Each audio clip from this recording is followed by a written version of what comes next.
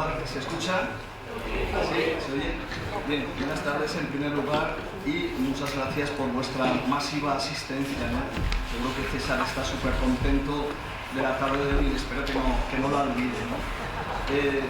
Cuando me propuso pues, que iba a hacer esta charla, me encantó observar el entusiasmo que ponía en este trabajo. También le he pedido pues, que me pergeñara unas cuantas líneas para hacer una presentación que en algunos casos pues, será obvia, ¿no? César tiene 25 años, es natural de Abritas, pero tiene su parte también fustiñanera, está el padre que se ponga hueco también, y me escribió una cosita que me gustó. Me pone: hijo de la Ana Tambo, nieto de la Carmen la Cebollina, de Antonio el Gallo. Son las primeras líneas que puso, y a mí esto me produce mucha ternura. Sin duda, es un acto de gratitud hacia la familia, es un reconocimiento a sus raíces familiares. Ellos han hecho posible que César estuviera aquí ahora, que César saciara su sed de conocimiento.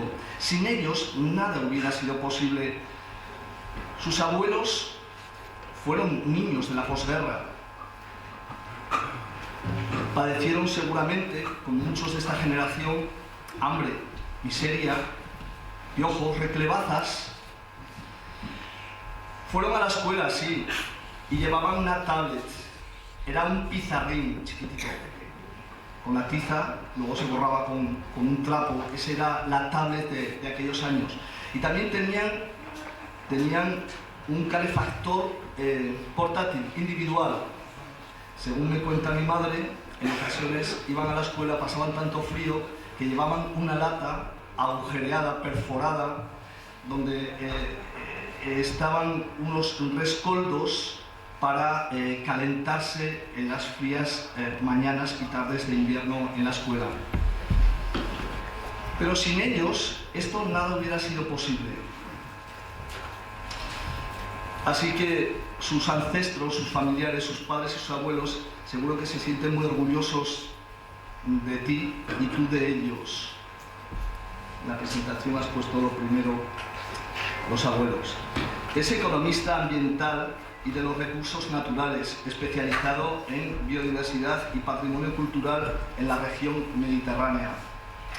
Trabaja actualmente con las acequias de Careo, que luego nos explicarás qué es, que no lo sé, y el regadío tradicional de la Sierra Nevada, en Granada y Almería, de Sierra Nevada. Allí ayuda a las comunidades locales a conservar estas tecnologías ancestrales de gestión del agua que inventaron los musulmanes hace más de 1000 años, y trata de mitigar los conflictos entre los diferentes actores del territorio. Lleva 2 años con un proyecto que pretende conservar y promover la biodiversidad y el patrimonio cultural en el monte de Abritas. Y aquí hago otro inciso, ¿no? Esto nos va a ayudar pues, a tener conocimiento de las cosas. Solo podemos amar lo que conocemos. Si no lo conocemos, no podemos amarlo. Si no conocemos las cosas, no podemos valorar. Así pues, el conocimiento que adquiramos en su charla nos hará pues, más cultos y seguro que más enamorados de nuestra tierra. Voy a acabar con una cita de Anton Chekhov sobre la estepa. Es un escritor ruso que dice así: en ese triunfo de la belleza, en ese exceso de felicidad, se perciben una tensión y una angustia, como si la estepa fuera consciente de que está sola, de que su riqueza y su atractivo se pierden en vano sin que nadie les cante, sin que a nadie les resulten útiles. Demos pues la palabra a César, que sin duda va a cantar la belleza y la riqueza de la estepa de Abritas.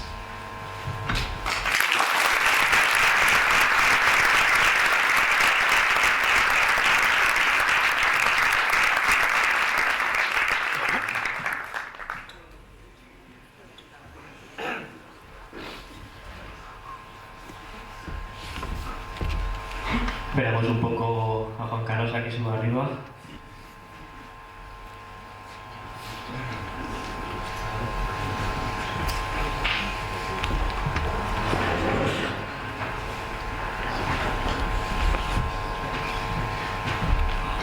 Todos hemos escuchado alguna vez de pequeños la historia de que en la península ibérica una ardilla era capaz de cruzarse de toda la península de árbol en árbol sin bajarse. Pues bien, aunque en lugares como hábitats las condiciones climáticas pueden dar lugar al bosque mediterráneo, nuestros antepasados, ya desde el Neolítico, hace miles de años, empezaron a roturar estos bosques y a convertirlos en lo que se llama la estepa cerealista. Esta estepa cerealista consiste en cultivos de secano con gran proporción de tierra en barbecho y una vegetación seminatural, como el tomillar que veis aquí con algunas hulladas.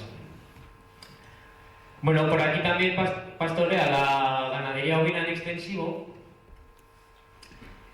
y ha dejado en lugares como Ablitas un rico patrimonio natural, material e inmaterial y una alta biodiversidad.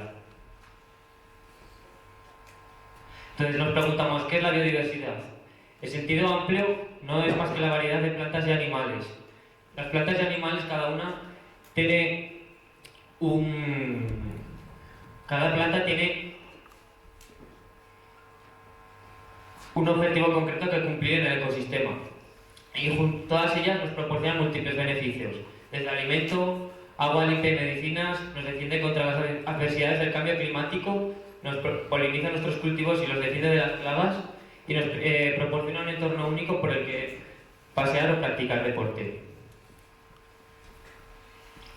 Así que vamos a ver algunas de las plantas más características del Monte de Ablitas. En primer lugar, aquí tenéis la aullaga. En algunos otros sitios le llaman aleaga, aulaga. Supongo que seguro que todos la conoceréis, sobre todo si os pasáis estos días por el monte, ya que ahora mismo está en todo su esplendor. Bueno, pues tiene unas ramas verdes plomizas y unas flores amarillas, y esta planta fue muy importante para los abliteros hace muchos años, pues la arrancaban los hullagueros, que les decían no, la arrancaban y la usaban para echar a la lumbre, desde el horno de la plaza, donde comían todos y hacían el pan, hasta en las casas, donde se calentaban o cocinaban todos los hogares. Pues bueno, además la aullaga, todavía usamos el mote de aullaga y también nos referimos a una persona a la que le gusta pinchar como aullaguero.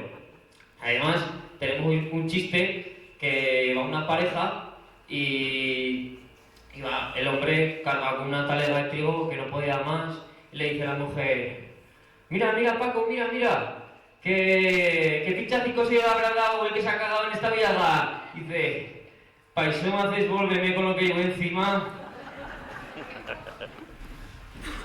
Así que nada, damos paso al siguiente. Chistes malos. Bueno, esta planta supongo que la conoceréis, el esparto. Aunque lo que pasa es que realmente esta planta no es el esparto. Esta planta es el albardín. Ahí tenéis el esparto, a la izquierda, que es como un carrizo, digamos. Y aquí tenemos el albardín, que tiene como una vaina, que es el que normalmente encontramos en el Monte de Ablitas. Aunque bueno, yo tampoco voy a ser el que os diga de la forma en la que lo tenéis que llamar.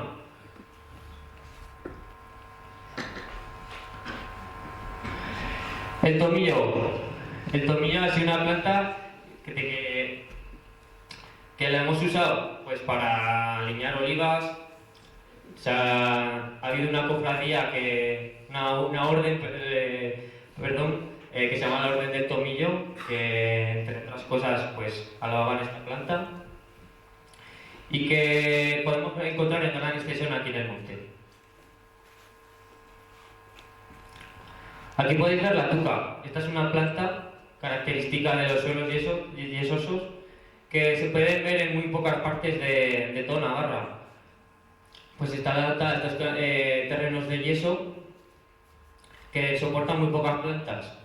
Lo que muy poca gente sabe es que esta planta antaño la arrancaban y también la usaban para hacer jabón. Y hubo una ocasión en la que incluso el tío Pipila mandó a arrancar un montón de plantas y las vendió a otros pueblos.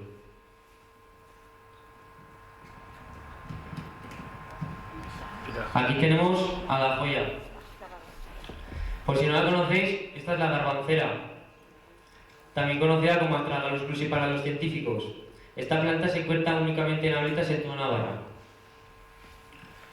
Y bueno, está protegida, aunque cada vez es cierto que los mayores del pueblo dicen que quedan menos plantas como esta. Empezamos ya con las aves. Esta ave de aquí es la culinegra, como le llaman a la gente, la ganga ortega, en nombre común. Las gangas, término ganga, por si no lo sabíais, se refiere a, en los mercados medievales, ya entonces se vendía este ave para comer y bueno, ganga viene porque era la más barata, porque nadie la quería y su carne es la peor. Y aún así, esto no impedía que los saliteros cuando iban al monte no la cazaran y no se la comieran, incluso los huevos me han llegado a contar. Aquí podéis escuchar su canto.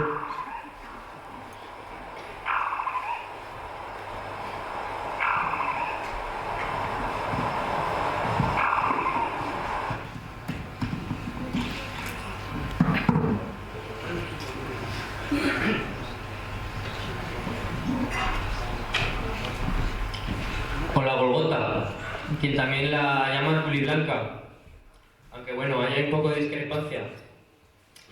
Esta ganga, la ganga ibérica, al igual que la ganga ortega, también cuando comen tragan piedras y un poco de arena, entonces para poder saciar eso van a bebederos como este y mojan sus plumas y aparte, a continuación de eso van hasta sus pollos y les empapan con sus plumas les dan para que beban de su pico.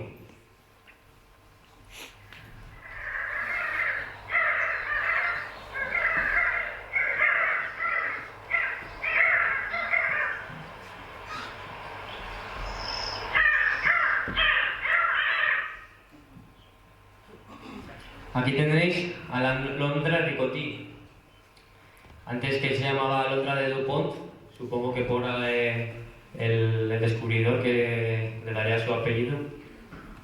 Entonces nada, esta planta, este ave, que algunos le llamaban la recachadera o la confundían con otras alogas, está únicamente en hábitats en las Bardenas, en Navarra, también, y antes teníamos dos poblaciones, en el monte, en el Peñamil y en el aeródromo. Ahora cada vez también quedan menos. Y bueno, por curiosidad, este ave que apenas vuela, vienen curiosos ornitólogos y fotógrafos de todas las partes de muchas partes de Europa simplemente a admirarla y a fotografiarla. Aquí podéis escuchar el canto melancólico, que dicen que llega hasta 2 kilómetros.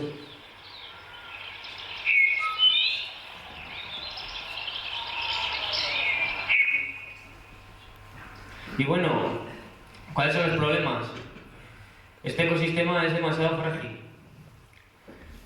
Las plantas y animales han estado adaptándose a los cambios del ser humano durante miles de años y pequeños cambios, la erosión, los cambios en actividades, provoca que este ecosistema se fragmente. Por ejemplo, el sisón, que era bastante común hace unos cuantos años, ya es muy raro que lo encontremos, incluso se dio por extinguido hace unos años y muy de vez en cuando aparece por el pueblo. Y sobre todo una de las curiosidades por las que es muy difícil que vuelva o que es importante que si hay una población se mantenga, es porque tiene un patrón que se llama filopatría, que no viene a ser otra cosa que cuando pasa un poco como con los saliteros, ¿no? Que salen fuera y luego vuelven aquí a parearse o a criar. a criar a sus hijos, entonces se van y vuelven cuando tienen que reproducirse. Y nada, muchos abuelos todavía recuerdan cómo en la primavera se desplegaba sus alas el macho para impresionar a la hembra.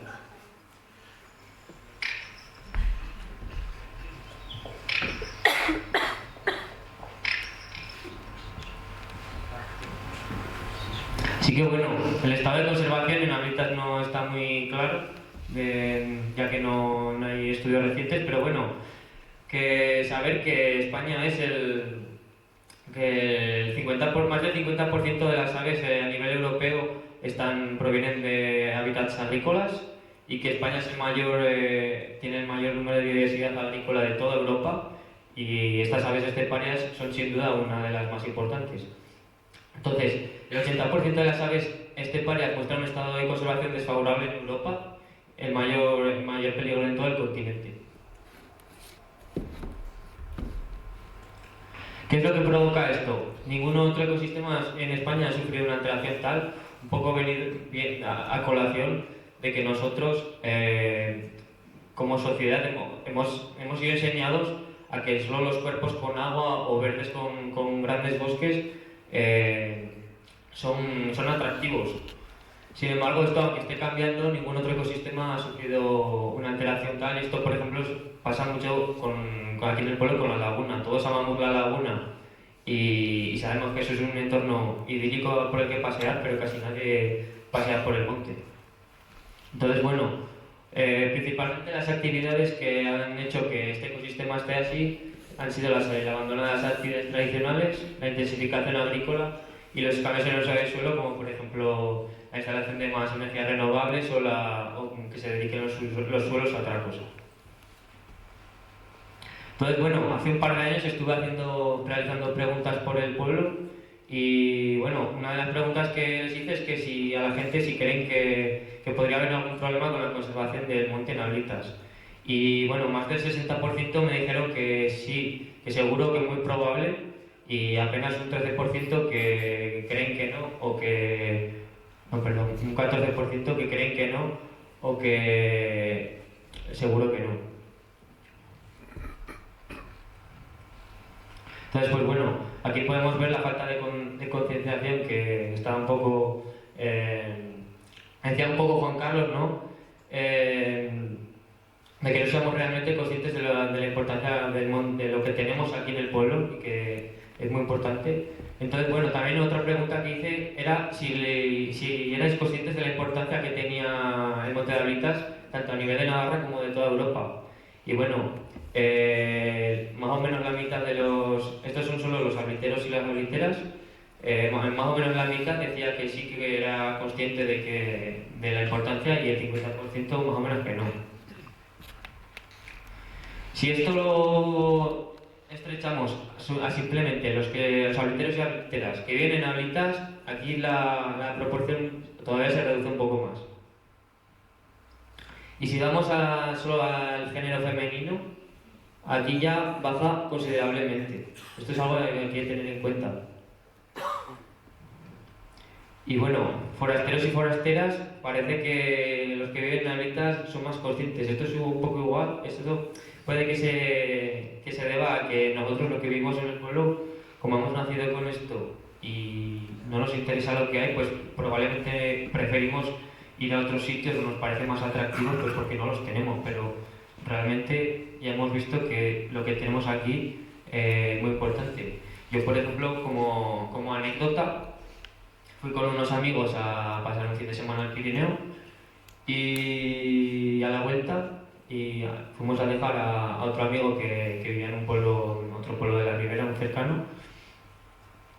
Y cuando bajó para irse a su casa, vi como cogía un papel que teníamos en el coche y lo tiraba al suelo, diciendo, ya no estamos en el Pirineo, como desprestigiando lo nuestro, y en cualquier sitio somos respetuosos. Un poco en colación a lo que hablaremos ahora sobre la cultura de la Ribera y sobre todo de Ablitas. Así que bueno, el Peña del Montecilla y Monterrey pertenece a la Red Natura 2000. Esto es una red ecológica a nivel europeo que pretende proteger la biodiversidad. Y bueno, para que hay que un poco remarcar que Ablitas no es un LIC, un lugar de importancia comunitaria, sino una zona especial de conservación CEC, cuya diferencia es que para tener, o sea, el CEC es como el siguiente paso al LIC, que para tener un CEC ya tiene su plan de gestión, que se hizo en el 2006 y que realmente desde ese momento no ha habido ningún cambio. Así que bueno, ahí podéis ver la Red Natura 2000 en Ablitas, que engloba más o menos un 40% del pueblo. Aquí la Red Natura 2000 en España, en la península ibérica y en Europa. Así que bueno, como ha dicho Juan Carlos, llevo un par de años realizando este proyecto con 3 objetivos principales: preservar y promover la cultura y el monte de Ablitas, con su lenguaje, costumbres, leyendas, concienciar sobre el enorme valor, como estaba mencionando ahora, y guiar en la toma de decisiones que favorezcan la conservación de su ecosistema y su biodiversidad. Vamos un poco a ello.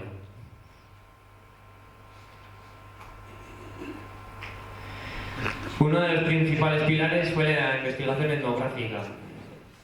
Había un cura vasco del País Vasco que hace ya 100 años dijo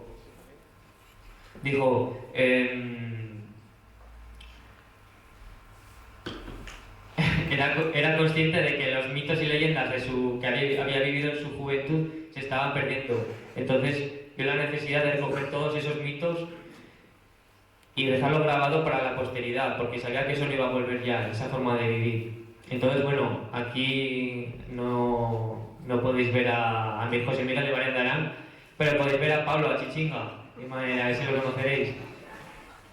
Entonces, pues bueno, estamos investigando un poco la idiosincrasia, la forma de ser de los abliteros y su forma de vivir en el monte. Pues por ejemplo, qué comían cuando iban al monte, si cazaban gardacho, si no tenían nada, pues igual se comían el gardacho en una sartén.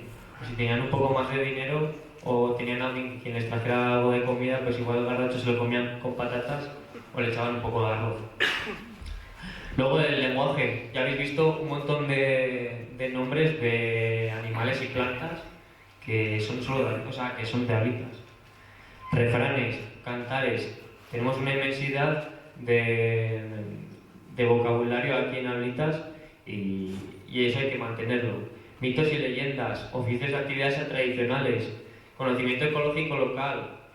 Nuestros antepasados no vamos a ser más inteligentes que ellos. O sea, ellos eran conscientes de la importancia que tenía saber cómo se comportaban los animales, las plantas, el agua, por dónde iba. Si una araña empezaba a excavar hacia arriba, eso significaba probablemente que iba a llover. Así que hemos estado investigando un poco todas estas prácticas y bueno, recalcar que mirar al pasado no es retroceder, que esto no es intentar volver al pasado porque es imposible, pero tenemos que saber de dónde venimos para entender de dónde estamos y pensar hacia dónde queremos ir. Entonces bueno, hace 100 años también Pedro Arellano Sada, quien da nombre a esta Casa de Cultura, dijo que el navarro de las orillas del Ebro, aparte de su carácter impulsivo y vehemente, es de inteligencia desverjada y ve ordinariamente las cosas por su aspecto más alegre. Bueno, esto va un poco... habrá gente que esté de acuerdo o no, pero bueno, siempre nosotros los abliteros hemos maldecido un poco la falta de agua y todo y un poco la personalidad de aquí de la ribera va un poco con ese paisaje, ¿no? Entonces, teníamos un poco que, claro, al principio decíamos el paisanaje, nuestros antepasados han construido este paisaje, pero el paisaje este que tenemos ahora también ha creado al paisanaje, a nosotros mismos. Entonces estamos ahí un poco como el huevo y la gallina, pero claro, esto era antes. Ahora ya parece que esa forma de ser cada vez se va perdiendo más. Y bueno, es muy típico, ¿no?, el escuchar que cuando un hombre ve el hombre para la luna había uno de alitas vendiendo aceite, o que cuando me ven nacer en el hospital, si se le echa el cristal y si se agarra más pablitas y si no, para otro pueblo. Entonces, claro, yo hice esta pregunta en mis encuestas y, bueno, casi nadie decía que no es así. Todos, o sea, casi todos se agarran al cristal, pero vea, en un momento. Pero claro, aquí hay que preguntarse si todavía somos así o si esto es un fantasma del pasado que queremos seguir, con los que queremos seguir conviviendo, pero realmente no lo hacemos. Entonces, bueno, nos vienen nuevos retos y nuevas oportunidades. Cambio climático, desertificación, pérdida de biodiversidad, son todos igualmente importantes. Además tenemos múltiples actividades en un espacio reducido, porque ahorita no va a crecer, y una sociedad que cada vez está más dividida. Entonces, desde aquí parece que hay bastantes jóvenes, así que a ver si le ponemos ganas y sacamos el pueblo adelante. Por ejemplo, un tema es, obviamente, las energías renovables son necesarias, principalmente porque dan dinero al pueblo, pero sobre todo por el cambio climático. Tenemos que ir hacia una transición ecológica. Ahora sí, ahora bien, que las energías sean renovables no significa que siempre sean sostenibles, porque si pues, tenemos energías renovables, pero degradamos un lugar a costa de eso, no, tenemos que ver si compensa o no. Entonces tenemos que fijarnos quién conserva, quién se beneficia, quién degrada y quién sale perjudicado. Esto a gran escala, no solo en tema de conservar, sino también de contaminar o degradar los espacios. Otro tema. Como bien decía antes, hemos maldecido los grises del yeso y la sequedad, porque el yeso no produce terrenos fértiles. Sin embargo, en los últimos años parece que hay otros grises que le damos prioridad o que parece que alabamos. Entonces, bueno, vamos al segundo objetivo de este proyecto.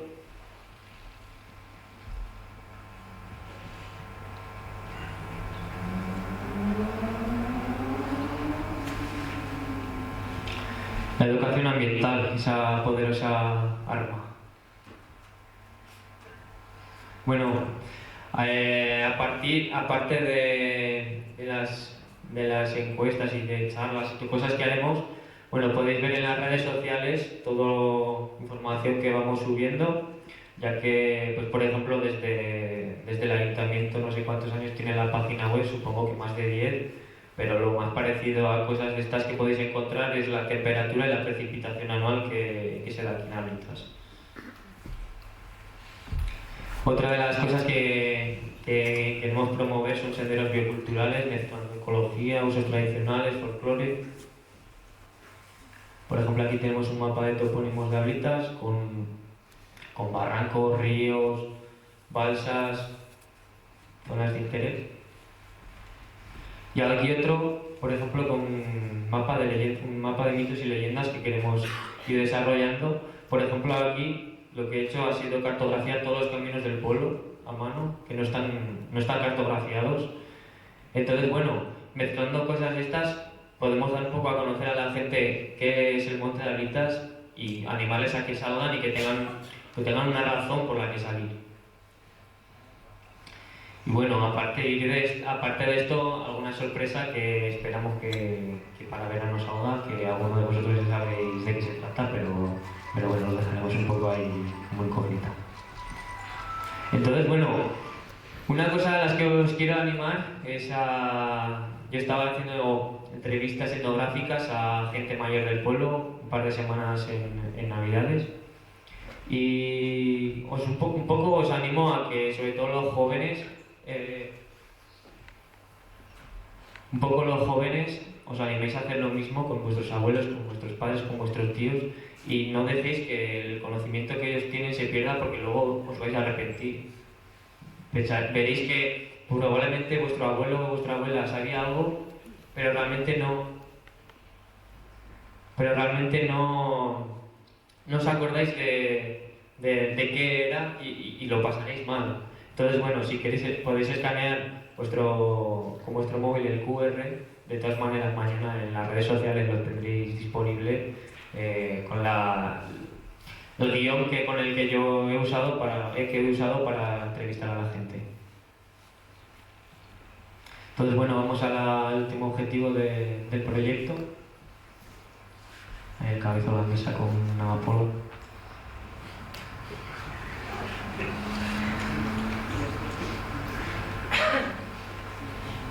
Así que nada, también queremos desarrollar un grupo de trabajo para guiar en la toma de decisiones en lo que respecta al pueblo y un poco promover todo esto, ¿no? Que no seamos solo una disciplina, sino que haya biólogos, que haya sociólogos, que haya antropólogos, que haya lo que sea, informáticos, cualquier persona realmente es útil en cosas de estas, ¿no?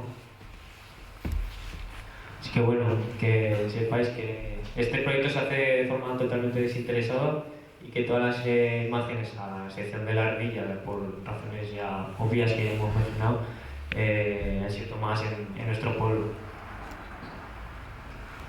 Así que bueno, nada, para concluir, quería recalcar la importancia del Monte de Ablitas a nivel europeo, como ya saben. La importancia de Ablitas a nivel local, no solo por la conservación de la biodiversidad, sino porque cada planta, cada animal es parte de nuestra cultura. Es parte de nuestra cultura y eso lo debemos conservar, no solo por el tema ambiental, sino porque es parte de nosotros y queremos que eso siga siendo así. Entonces también deberemos encontrar nuevas soluciones a los retos que nos vengan, porque el tema del cambio climático, la certificación, esto va todo a peor, no hay que ser alarmistas, pero cada vez vamos a tener situaciones más difíciles a las que no estamos preparadas y que probablemente alguna solución que hasta ahora hemos estado usando no sea viable. Entonces bueno, solo toca que prepararnos y demostrar que podemos con ello.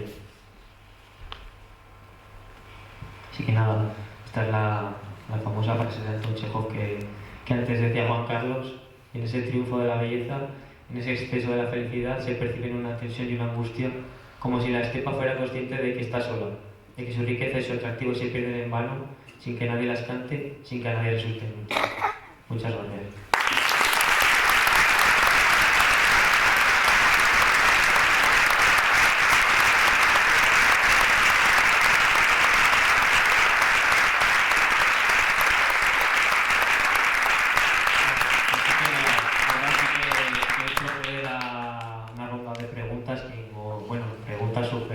Quejas, reclamaciones, lo que queráis.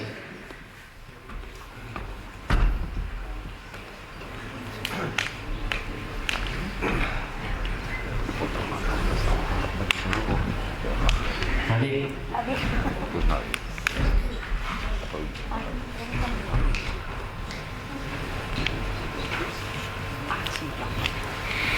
¿Seguro? Preguntas al sobrino. No. ¿Cómo lo has hecho? ¿Rangos de edad? ¿Lo has organizado de todas las edades? Más o menos, o sea, lo que yo hice fue ver más o menos la pirámide de población de Ablitas y la distribuí un poco por las redes sociales y luego salí a la calle un poco, pues al final los que faltaba de responder a la gente mayor.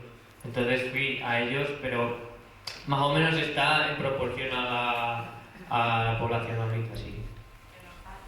No.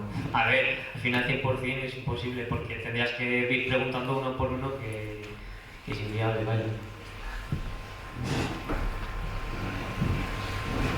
¿Alguna más? Y bueno, todos los resultados de esa encuesta, cuando haya tiempo y eso, aparecerán, porque esto, como digo, de ratos que tengo libres, pues me dedico a hacer cosas de estas. Hasta muy Gracias. Gracias, Pablo. Sí. No, bueno, con las cosas que vendrán a partir de ahora, un poco se empezará a ver lo que vosotros habéis vivido, y porque mucha gente, tú igual, por ejemplo, se lo puedes haber contado a tus nietos, pero si hay alguien que no que no han tenido abuelos que se han dedicado al campo o lo que sea, pues muy probable, o que no se lo cuenten a sus nietos, es muy probable que no lo sepan. Preguntar a mi hermano que está por aquí. Ya le he preguntado ya. Este joven es la que tiene que hacer alguna pregunta. Nosotros no podemos, yo por ejemplo no te puedo hacer ninguna pregunta. ¿Sabes lo que pasa? Que los nietos no se lo conocen.